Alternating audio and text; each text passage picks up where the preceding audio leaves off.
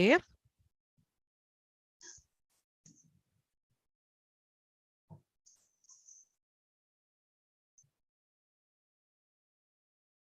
Go ahead.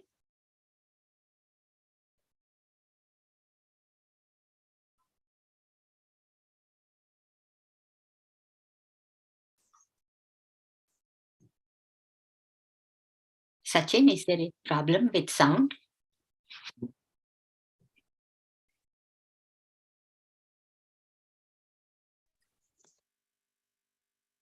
Continue, Hemaji. Do I Yes, come please. into help? Yes, please. Okay. His own commander, Bhishma, against the mighty Bhima, chief of the Pandavas' army.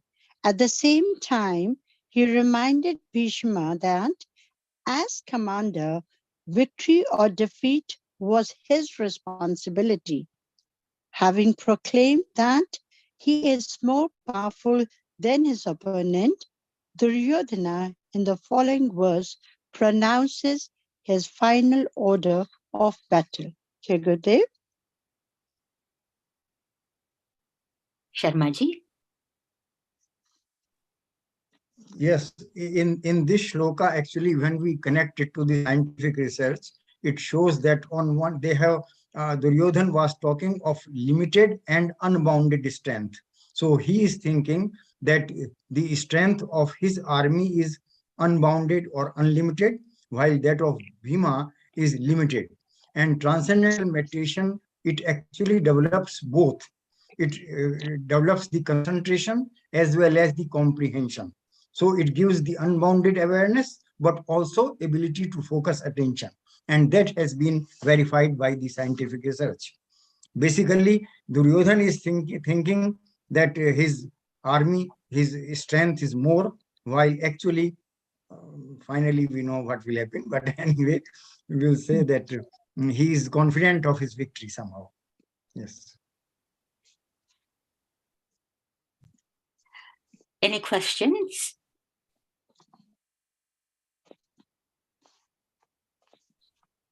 Now we will move on to the next shloka, shloka number 11. Madhuri. Jai Gurudev. Anyeshu cha sarveshu yatha bhagamavasthitaha Bhishmamevabhirakshantu bhavantah sarva eva hi Anyeshu cha sarveshu yatha bhagamavasthitaha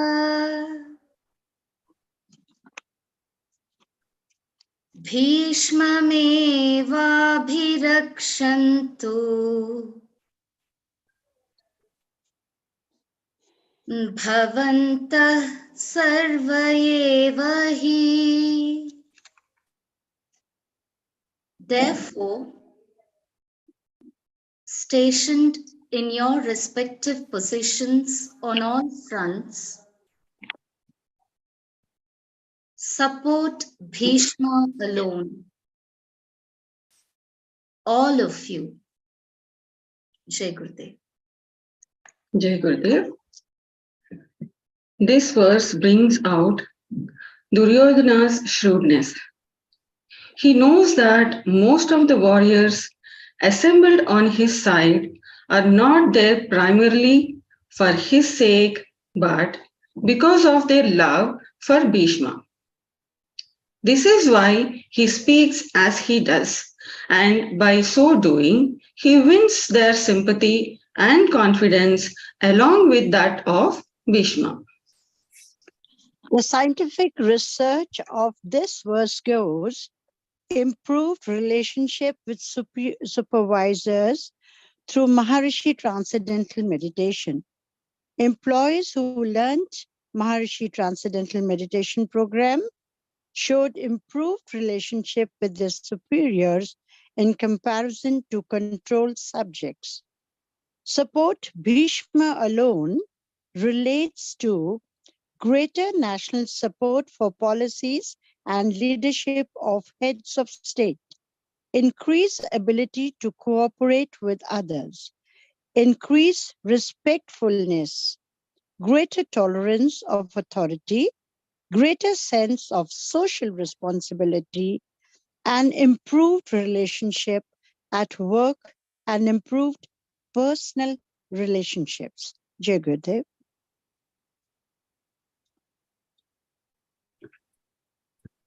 Any questions on this one? Again, another simple and easy shloka to understand. Duryodhana is intelligent. He's taking advantage of Bhishma being on his side, and we can see that very clearly. Any comments or questions on this? Otherwise, we will move on to the next one. Shloka number 12. Sridhana. Jai Gurudev. Tasya sanjanayan harsham kuru vruddha pitamaha simhanadam vinadyochaihi shangam tadmau pratapavan tasya sanjanayan harsham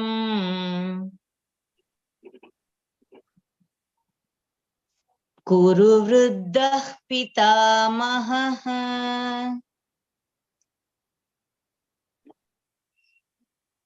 simhanadam vinadyochaihi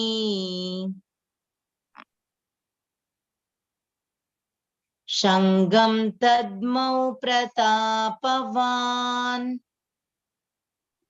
The aged Kuru, the glorious grandsire Bhishma, gave a loud roar like a lion and blew his conch, gladdening the heart of Duryodhana. Jai Gurudev.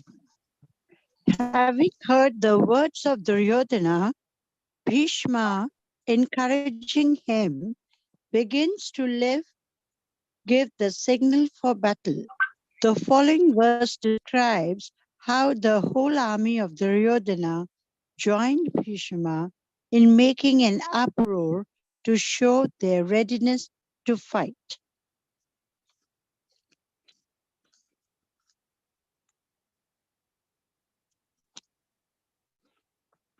Sharmaji.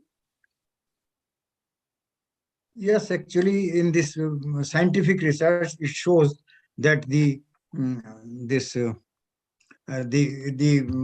Bhishma was blowing his conch, and then because of that, the whole army was elevated. So it is related to the higher states of consciousness. When one becomes happy, then we can say that one is more, consciousness is more enlivened. And with transcendental meditation, with the experience of pure consciousness, one gains higher consciousness and more bliss. So this is how it can be correlated. And obviously there is not much to explain, because it is just after Duryodhan ordered for the battle, Bhishma has blown the conch. Yes. Thank you, Sharmaji.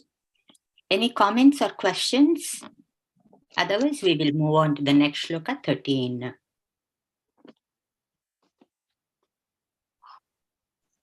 Okay. Shloka number 13. Rajan.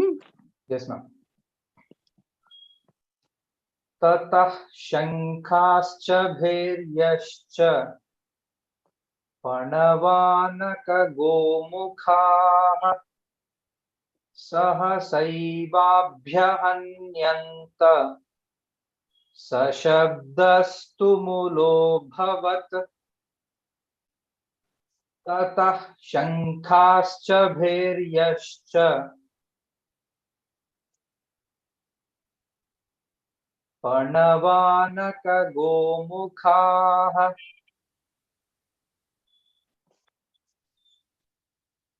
सहसैवाभ्यहन्यन्त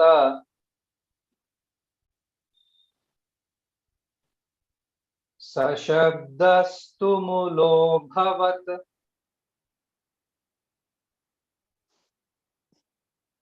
then quite suddenly conscious.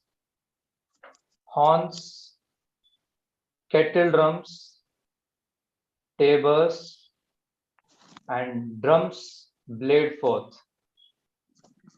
and the sound was tumultuous. Jai Gurudev.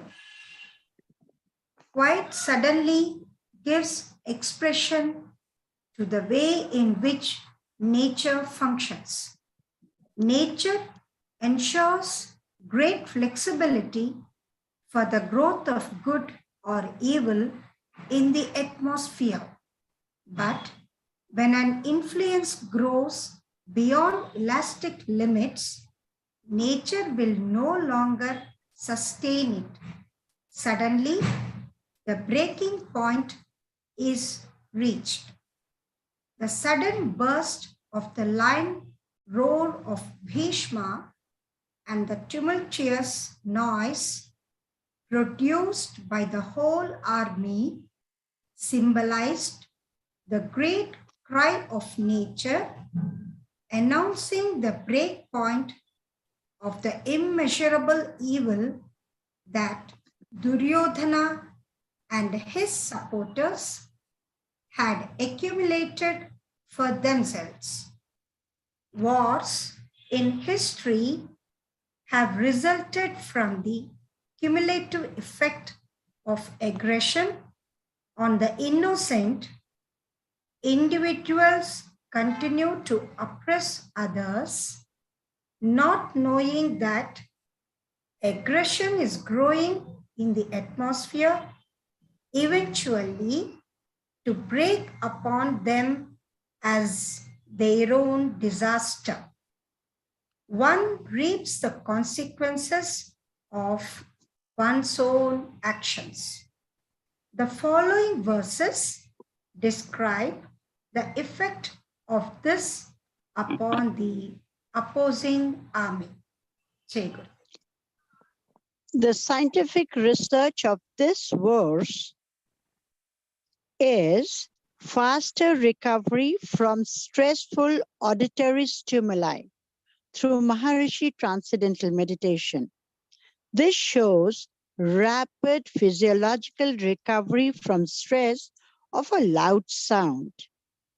The sound was tumultuous, relates to more effective interaction with the environment, improved resistance to stress, increase autonomic stability, greater physiological calmness during the task performance, and faster recovery from exertion.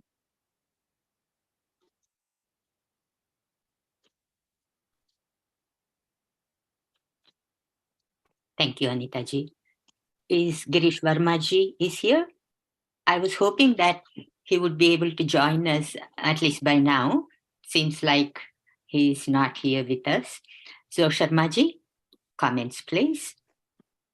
Yes, actually, in this verse, Maharishi has mentioned that what happens is that if there is stress accumulating in the individuals, then it reflects in the society. And branching of all the conches was making a big noise, and that was as if an indication that now the threshold of, we can say, the turmoil has reached the threshold. Like when we boil the water, the temperature is increasing, but it does not show. But just as the boiling point is reached, then it starts bubbling. So similarly, now the collective consciousness is showing that now it is too much, and this is the time the breaking point has come. So nature is as if announcing that the threshold has been achieved. Yes. Sharmaji, can I add a point here, Sharmaji? Why not? Everyone is welcome to add any point. Yes. I was just reminded, Bhavneshji, when we were in Brahmastan, and when we always attended the Rudra Abhishek, and the Pandits were so wonderful, amazingly. And when we all were sitting there all the time, we did not find that anything was disturbing us. We were so much involved. I remember a time when somebody literally had to tell us, Ki, "Ut jao, wake up now. The Rudra Abhishek is over," and we were involved. What I'm trying to tell here is, when you are in that level of trance, the sound effect is no barrier to your transcendental meditation. Nice point you brought out, Anitaji. Some people feel that they should meditate in quiet surroundings, and if there is any disturbance, they feel quite disturbed and unhappy. So I tell them, Maharishi said, noise is no barrier to meditation. And Right. Once somebody was complaining about noise to Maharshiji, and Maharshiji said exactly the same thing. He said, noise is no barrier, because he said, in the relative, we think that, oh, this noise is there, that noise is there. So I should go away to Himalayas and meditate because it will be quiet there. So one person, Sadhaka, he went to Himalayas, he went in a cave, and then he was meditating. And then he heard some drops dropping, tick, tick. So then he realized, what Maharishi said is true. You cannot run away from noise, even if you go away to Himalayas. So this is the important point. I'm sure most of you know that already, but it's just a reminder if there is any new meditators or who are still being bothered by noise. Any other comments? Please go ahead. Otherwise, we will move on to the next shloka. Actually, there are two things. Now, one is noise and the other is disturbance. So when we talk of noise, it is, we can say, unclear, hazy noise. But when it is a disturbance, then we should avoid.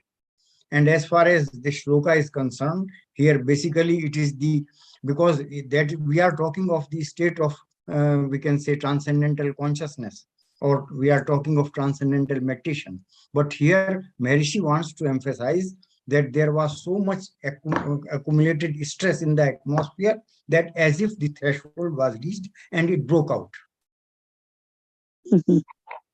Yes, that's another very good point, Sharmaji, you brought out. There's a difference between noise and disturbance. Thank you for making it clear. Okay. Now we'll move on to the next shloka. Shloka number 14. Jai Gurudev. Madhavi, go ahead. Tatah shvetairbhayairyukte mahatisyandane stitau madhava pandavaschaiva divyau shankhau pradadmatuhu. Tatah shvetairyukte mahatisyandane stitau madhava pandavaschaiva divyau shankhau pradadmatuhu. Then, seated in a great chariot, yoked to white horses, Madhava, Lord Krishna, and the son of Pandu, Arjuna, also blew their glorious conches. Jai Gurudev. In this verse, the word then has a special significance, for it shows that the Pandavas, Arjuna and his party are not taking the lead in the battle, but or only responding to the Kauravas' actions. This is the natural behavior of righteous people. They are never aggressive. If they appear to be so, they are only playing their role as instruments of the divine plan. The Pandavas are challenged and they have to accept the invitation as it comes, but they do not give the first signal for war. Only when they have received the signal from the other side are they obliged to answer it. And when they do answer, their reply is more powerful because it has the power of righteousness behind it. The word chariot has a special metaphysical connotation. The chariot is the physiological structure, the body. It stands on the battlefield of life as a vehicle for the natural process of evolution. The senses are the horses to which the body chariot is yoked. Yoked to white horses. White symbolizes sattva or purity, meaning thereby that the chariot was driven under the influence of purity or righteousness. When the self guides, the body moves under the influence of sattva. Lord Krishna symbolizes the self and the chariot he drives must be yoked to white horses. The very appearance of the chariot expresses its purpose. It stands and moves to safeguard and protect purity and righteousness. Madhava means Lord of Fortune and also slayer of the demon Madhu. The use of this name indicates Lord Krishna's power over nature. It indicates that he will prove to be the Lord of Fortune to those who are supporting positive forces and the slayer of demons to those who are promoting evil. Lord Krishna stands neutral between the two armies, blowing his conch to proclaim that he is there for anyone to derive advantage from his presence. Jai Gurudev.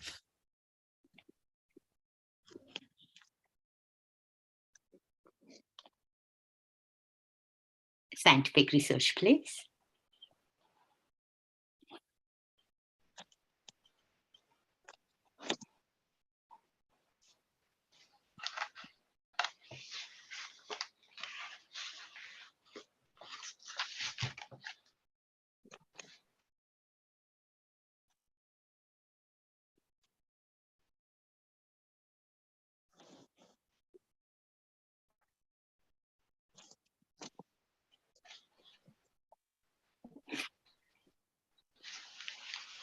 Dharmaji? Okay, I was thinking that Anitaji is going to. Oh, sorry about the confusion. No, but it's okay. Then we can say, actually, in this, Maharishi has talked of the. He has explained about this chariot, that the body is the chariot and the senses, they are the, we can say, the representing the horses. And when the sattva is guiding the chariot, then it is standing for the righteousness. It says that Bhagwan Krishna has come on earth only to establish dharma. So he is on the side of dharma. And Maharishi explained that sattva is the color of the sattva is considered to be white. As far as the scientific research is concerned, it shows that the Pandavas, they started, Lord Krishna and Arjun blew their coins only when they were provoked, because the good people, they will not act on their own. They will not make conflict with anyone else. But when they are provoked, then it means the time has come that they have to respond. So they were, being the right people, they were only responding. And that also shows that they were responding out of their self-esteem.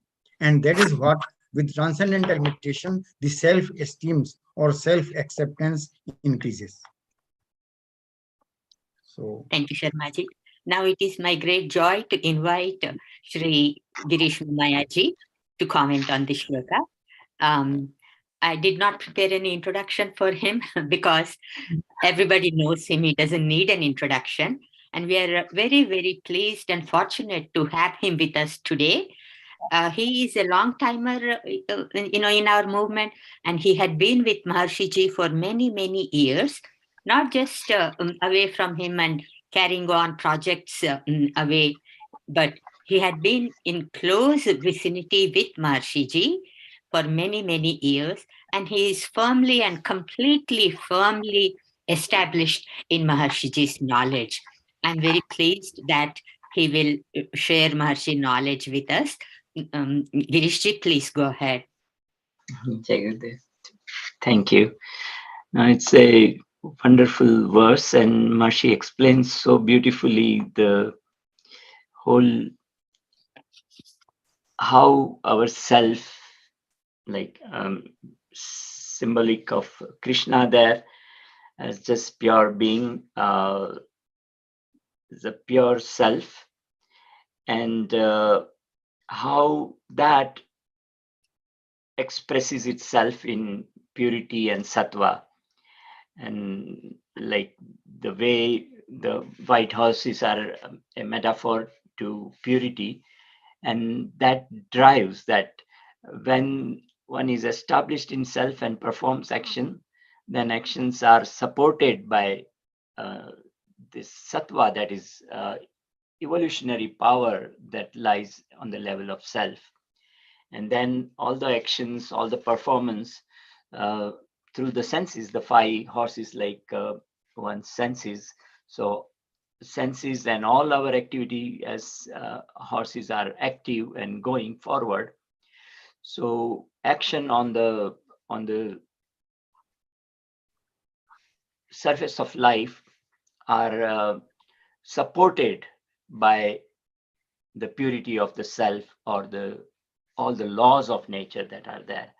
And so one does not make mistakes. One's life is in alliance with natural law, and one's actions, one's thinking, one's desires, one's goals in life are always supported by all the laws of nature, and thereby one succeeds in and gets fulfillment in life.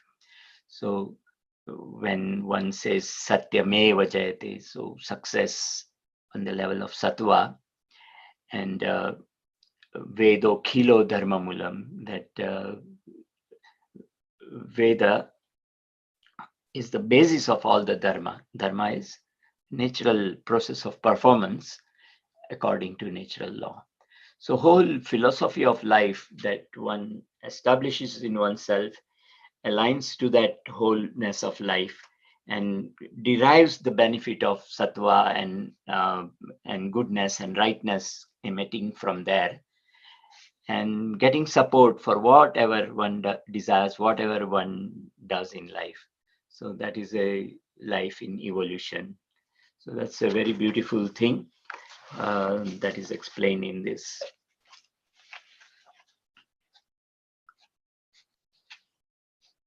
Any questions, maybe? Yes, Hemaji. Yes, Hemaji. Do we now understand and realize from this shloka that when one is established in self only, moves under the influence of sattva? So the most important thing that we take away from this shloka is to get established in the self through Maharishi transcendental meditation. That is true, Anita ji. But we increase in sattva even when we are proceeding towards that state of fully being established in pure consciousness. That is our ultimate goal, where we transcend and experience the silence of Atma. And then when we come out of meditation, we are back in the relative and we are performing our duty, going to school or work or do whatever. And so some of that silence that we have brought into the activity with us, it gets dissipated. But with regular practice, more and more of silence of Atma gets infused into our physiology, mind, intellect, senses, everything.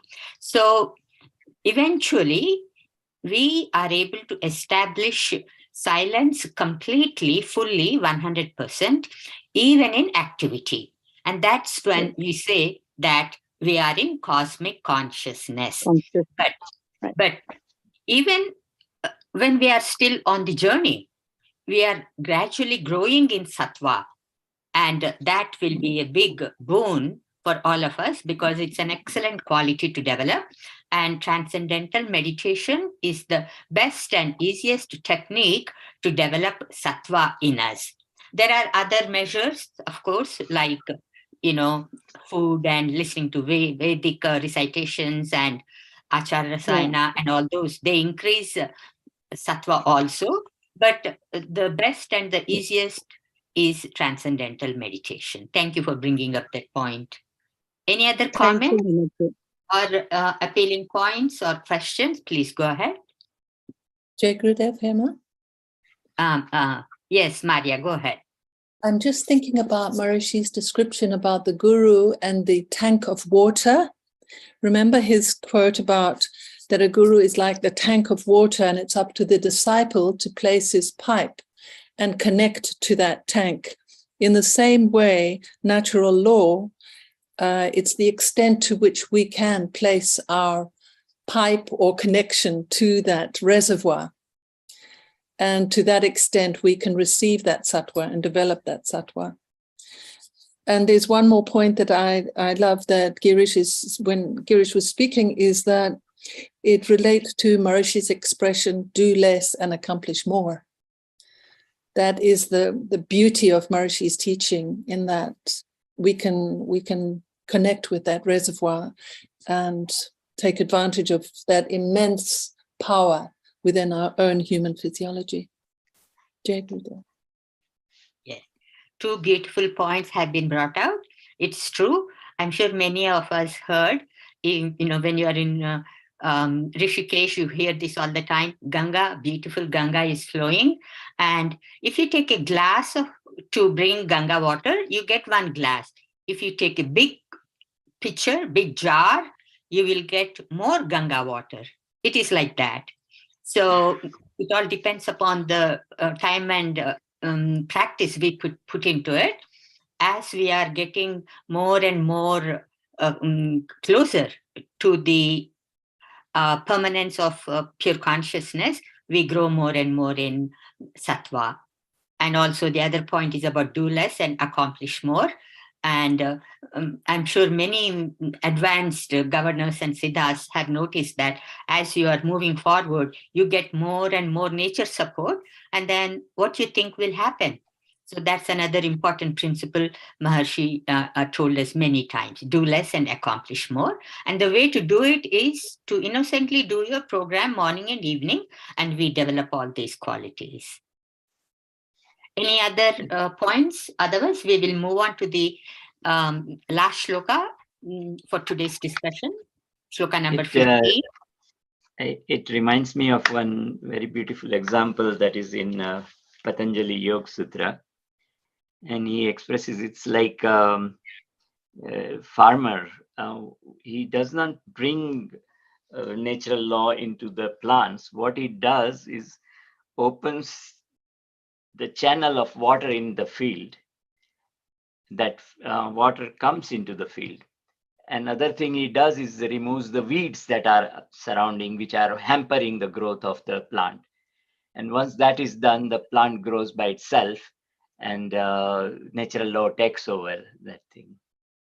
So same is explaining how the stresses and impressions are loosened and dissolving, and that whole area is taken by natural law. So our response to the situation will be according to natural law.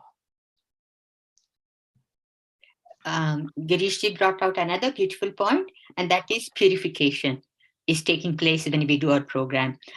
He said the farmer, he brings water, number one. Number two, he's removing the weeds. So when we are doing our program, we are experiencing the bliss, and at the same time, purification is taking place, and all the impurities of stress and strain are being resolved. All happens all at the same time. We don't have to do anything different for removing the impurities and to be purified. Another very beautiful point. All beautiful points of TM practice are coming up. I'm very pleased with that. Now, I would like to move on to the next shloka, because that's another very beautiful shloka. Who is going to recite it? Please go ahead. Madhuri, shloka number 15, please.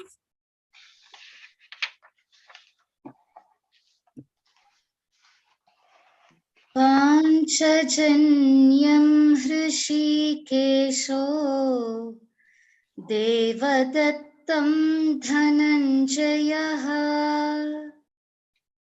Poundram Dadmau Mahashankham Bhima-karma Vrikodaraha Panchajanyam Hrishikesho Devadattam Dhananjayaha Poundram Dadmau Mahashankham Bhima-karma Vrikodaraha. Hrishikesha, that is Lord Krishna, blew Panchajanya. Dhananjaya, that is Arjuna, blew Devadatta. Bhima, of powerful deeds, blew his great conch, Poundra.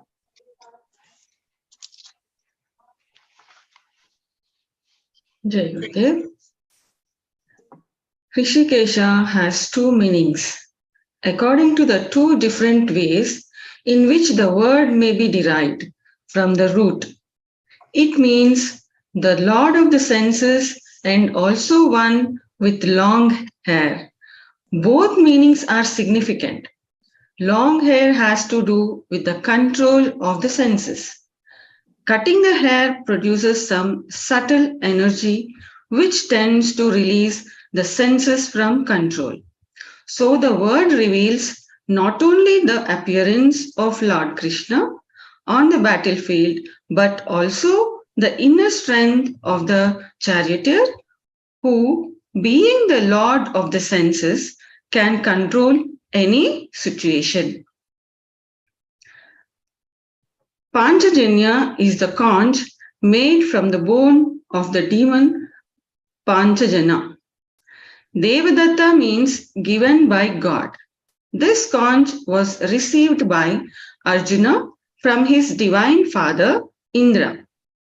Dhananjaya means the winner of wealth, Arjuna. The words Hrishikesha blew Panchajanya reveals many significant points. They convey first that Lord Krishna's breath was absorbed by the demon element in the conch, which produced the sound. This left Lord Krishna neutral in the battle, as he had promised. Lord Krishna was revered both by the Kauravas and the Pandavas. He was approached for help at the same time both by Arjuna and Duryodhana when each was preparing for war. As Lord Krishna could not say yes to either in the presence of the other, he resolved the situation by asking them to decide between themselves. Lord Krishna said, I will be on one side and my army will be on the other, but I shall not fight, though my army will. Now decide between yourselves who would like to have me and who would like my army. The first choice was given to Duryodhana, who preferred to take the army. Lord Krishna thus came out to help Arjuna, but as he had promised not to fight, he became Arjuna's charioteer and guided the destiny of battle. The Lord of Senses, blowing the signal for war through the demon's conch, has a further meaning. It indicates that Lord Krishna created a powerful demonic force against the devilish Kauravas. The reason is that the force of righteousness is always positive. It is always creative and constructive. It cannot destroy. Destruction can be brought about only by negative forces. Because they had the power of righteousness, it was hard for the Pandavas to destroy the Kauravas. So, Lord Krishna, through the sound of Panchajanya, excited the negative powers in all those present in both armies. The excitement of the negative forces in the Pandavas' army gave that army much more power to destroy evil because of the support from the great power of righteousness. Whereas the excitement of negative forces in the Kauravas' army had hastened their destruction owing to an over-concentrated negative element without the support of any positive force. There is yet another implication.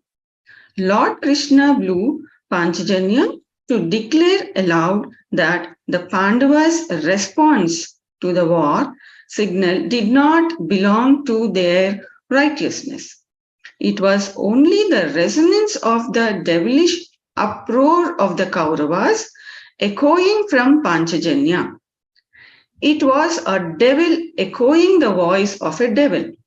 And if there was anything original in the sound, it was Panchajanya's sigh for the pain and iniquities, in which the Pandavas had suffered for many long years under the Kauravas' oppression. The Lord of Senses did not use his senses. He only breathed out through Panchajanya. The occasion was too far beneath the divinity of Lord Krishna for him to respond. The Lord of the Senses is neutral, ever established in his eternal state of being, while all things around him react to the prevailing atmosphere. As the Lord of the Senses, his status transcends the highest righteousness, and the Kauravas were on the lowest level of evil. It was because of the great difference between Lord Krishna's status and the level of the Kauravas' consciousness that he promised at the beginning that he would not fight in the battle. All these implications are contained in the first phrase of this verse, It is the glory of Vyasa, the sage of enlightened vision, who wrote down the Bhagavad Gita. That the implications of any one word in it are inexhaustible. The recounting of the names of warriors and of the conches that they blew continues through the next 3 verses. Jai Gurudev.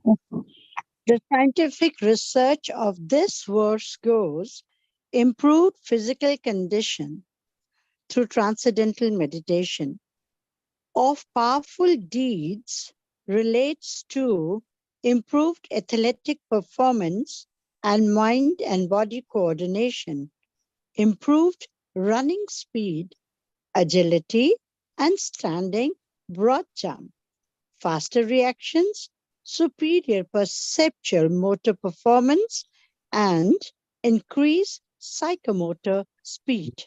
Jai Gurudev. Jai Gurudev. We don't have a lot of time. We should stop in 2-3 minutes. But I would like to request Girish ji. I don't know if he will be able to come next week or not. We will discuss this shloka in completeness next week. This is an important shloka. Okay. But I would like Girish ji to make any comments. If he comes next week, we will, ask him again. But Girish ji, please go ahead. Just one small comment on this shloka would be like, it's beautiful when Krishna says that I will not take part, and that symbolizes that the eternal status of being is, by itself, always, if it expresses, is always positive, always creative, always nourishing. But only negative forces can destroy, not the positive. And how his one side is his army, one side is his just presence, and how, because Pandavas were supported by that being, that created whole positive energy and energy or ability to destroy the negativity. Although there is a negativity destroying the negativity, but on one side is very negative, another side is negativity that is supported by positive force. So it's a beautiful kind of explanation. We can go in detail next time, but this is wonderful that Krishna by himself, I will be just as a charioteer, not participate in fight. My army will fight. And naturally Duryodhana chose the other side. So that's. So thank you, Girish ji. Because of time factor, we have to stop now. We will do full discussion of this shloka next week. I hope you can come and join us again and share the knowledge with us. So we will do now a mala of next 2 shlokas. Jayashree, 16 and 17, please. Yes, Simaji. Ananta Vijayam Raja Kunti Putro Yudhishthiraha Nakulas Sahadevascha Sughoshamani Pushpakau. Prince Yudhishthira, the son of Kunti, blew his conch Ananta Vijaya. Nakula and Sahadeva blew Sughosha and Mani Pushpaka.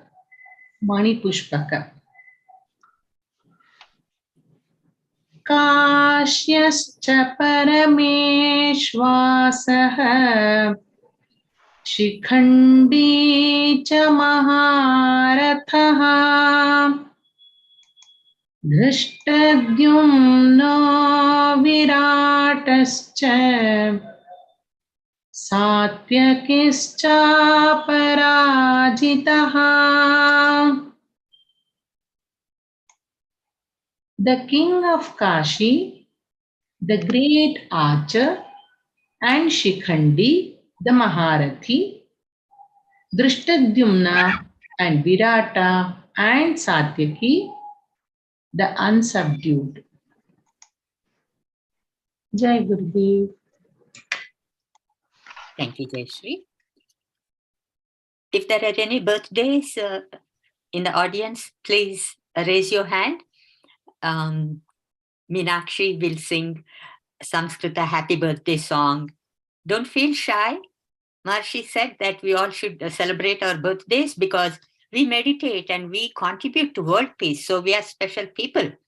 And so to remind us, to remind ourselves of that, we celebrate and we would love to sing Samskrita birthday song. Sachin or Ravindra, are there any comments or questions or birthday information in the Ramraj TV chat box? Please let me know. No, ma'am. There's no questions. Okay. Thank you, Ravindra. So we will move on now. Our Pandits will do Shanti Path and then we will sign off. And I would really like to thank Girish ji for joining us and sharing Maharishi's beautiful knowledge with us. Please try to come as often as you can. Thank you. Mukesh ji and Manish ji and Ganesha, please do the Shanti Path.